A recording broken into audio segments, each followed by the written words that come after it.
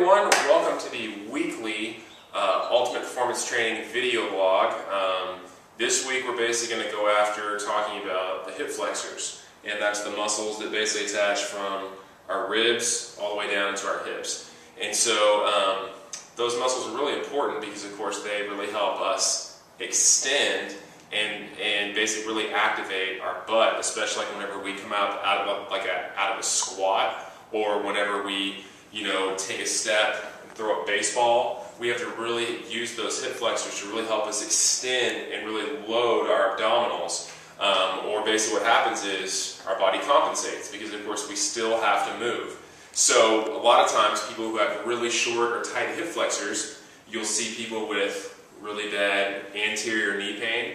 You'll see really bad low back pain because of course if you have really tight hip flexors, your back, especially your lower back, will basically go and compensate. So a lot of you who sit for long periods of time, you're basically sitting down in a position where these hip flexors are super tight and short, and then of course you stand up, your hips are still rotated this way, and therefore my lower back is extended a bunch, and I can feel it just right now standing in that position. So you don't ever want to be in that position because of course it basically puts way too much stress on those discs in your lower back as well as your knees and your thoracic spine. So I'm going to show you two quick strategies you can do at home.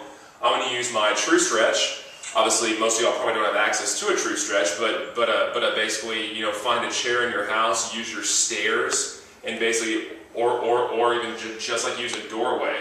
And what you're going to do is you're basically going to take one leg and put it on top of a chair, or in this position I'm basically putting like a little trough of my true stretch, and I'm basically getting 4 points of stability. So the goal is to basically first drive my hips forward and backward. And so what's happening is that it's causing a stretch right in front of my hip right here. And if you notice, my back foot is staying straight as well as keeping the heel on the ground, which is vitally important. Because of course, not only are we going after the like a backside leg, we're also going after the backside foot.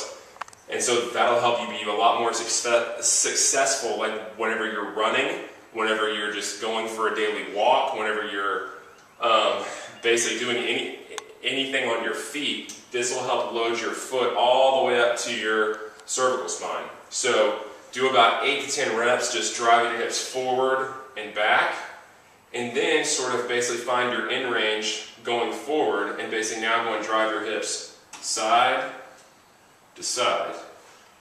And do the same thing, about 8 to 10 reps of that as well. And so this is basically going to stretch your hip flexors in a side-to-side motion. Which is vitally important because of course your hips move in all three planes of motion. They go forward and backwards, they move side to side, and they also rotate. And so of course the last one, which is vitally important for the hip, is basically getting some rotation out of your hip. So basically just rotate back and forth like so, about 8 to 10 times as well. And this will really retrain your body to allow your hip to rotate over your femur, which is what happens whenever you move in daily life, as well as keeping your foot flat on the ground. So basically, we are basically mobilizing your hip, your thoracic spine, and especially your foot in all three planes of motion right here, just driving the hips. The second mobilization you want to do is basically go back into that position, and instead of driving your hips, now go and take your same side hand and basically mobilize in all three planes of motion. So if you're in this position right here, you basically can literally take your right hand and reach back and come forward. Reach back and come forward about 8 to 10 times. For those of you that have really tight hips and really bad problems in your lower back, I would definitely start with your hips and then of course move up to your hands. Because of course if you start with your hands, a lot of times people sort of overextend in their lower back first and don't really go after their hips. So I would start with your hips first and then progressively work up to basically driving with your same side arm. The other two methods to use for this is basically taking your arm and driving side to side like so, and using that same 8 to 10 reps. And then lastly, taking that same arm and adding a little bit of rotation, all the while keeping your back foot flat on the ground. And just by doing this right here, I can really feel it stretch out, not only my hip, but especially my calf a ton. So those are two easy mobilizations that of course you can do when you're watching TV at home, when you've been sitting for a while, working at the computer, or even just after getting out of bed.